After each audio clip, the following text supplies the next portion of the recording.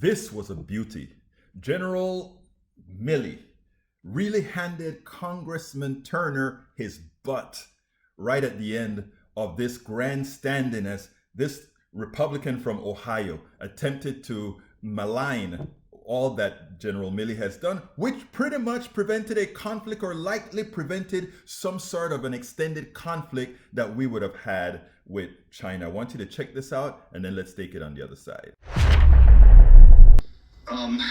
General Milley, with the nation in front of us and the Senate, you have commented on the statements in the press concerning your phone conversation with your counterpart, General Lee, in China. Let's be clear, to give you some help with the indignation, those comments were in the press because that's where you put them. Now, you claim that you had information, and it's all over, that China was worried about an imminent attack. You did not tell the president, the vice president, the White House Chief of Staff, the National Security Advisor, the Secretary of Defense, the Secretary of State, the Director of National Intelligence, either of the relevant committees in the House, including the Big Eight, which you know include Intel. You didn't tell the Intelligence Committee. You didn't tell the Armed Services Committee. You report that after you took upon yourself to have this phone conversation, that you told them of the conversation heard, not that China believed that we were going to imminently attack them, which, by the way, has never been true in my lifetime. And it may be true since they believed it. That's why they're digging ICBM holes faster than they can fill them with ICBMs.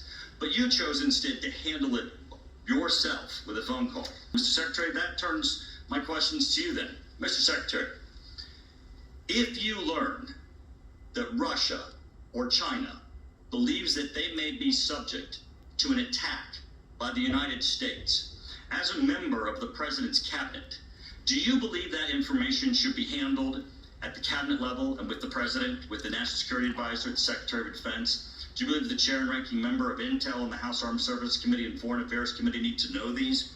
Or do you believe that a belief of the possibility of an attack by the United States against Russia and China is appropriately handled by the chairman of the Joint Chiefs of Staff in a phone call with his counterpart with one of those nations? Please tell me that you believe it elevates to the level that you would elevate that to the cabinet and to Congress and not just have it be subsequently told to us all by newspaper articles in the Washington Post and the New York Times, as General Milley chose to do. General Milley, as what I heard him say yesterday, and I think again today, is that his chain of command, the Secretary of Defense at the time, was aware of the actions, and so after what he said yesterday is after. I'm sorry. No, that's not correct. What I said yesterday, today. If I could, hold on just a second, everybody. Time has expired. Mr. Turner is very clever. He made a very direct attack as his time was expiring. I'm going to violate the rules here a little bit and let Chairman Milley respond to that direct attack. With respect to the intelligence, I have it right here. I'll be happy to share it with you. Great. I guarantee that intelligence was disseminated in the President's PDB, the Vice President, the DNI, Director CIA, the Secretary of Defense, the Assistant to the President for National Security Affairs, and others. That was significant, and there was a lot of it. It wasn't just a singular report. There was a lot. I'll be happy to share that with you and go over to with you line by line. And it was significant, and it was concerning to the point where Secretary of Defense Esper, Admiral Davidson, and myself, along with others, had conversations about it, and I was directed by then Secretary of Defense Esper. First, he directed his Assistant Secretary of Defense for Asia Pacific Affairs to make calls, and then me. Same thing. This is all done with oversight, and I tried to lay that out in the memorandum. I tried to lay it out in a timeline in an unclassified way that you can use it. And we're going to, I'm sorry, we're going to have to leave it at that. I'll be happy to take it up at a later date. Your convenience. I will make it up at a later date. Your convenience. First of all, I want to say something.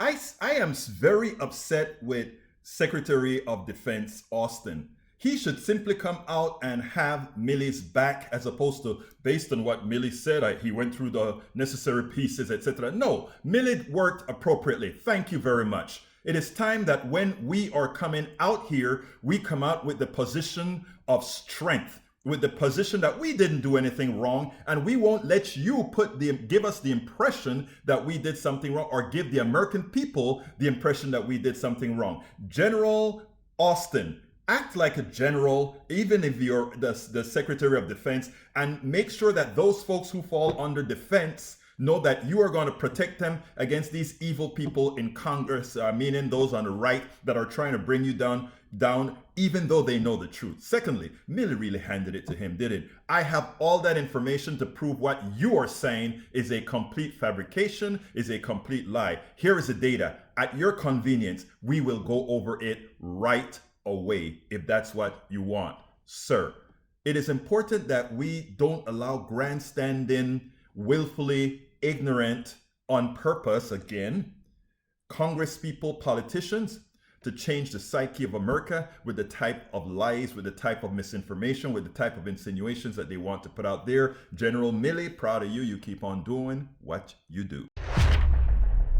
We spend a lot of time deconstructing the news, trying to parse it into a form that everybody can understand. We try to find those little nitpicks where it flies above the fray, etc.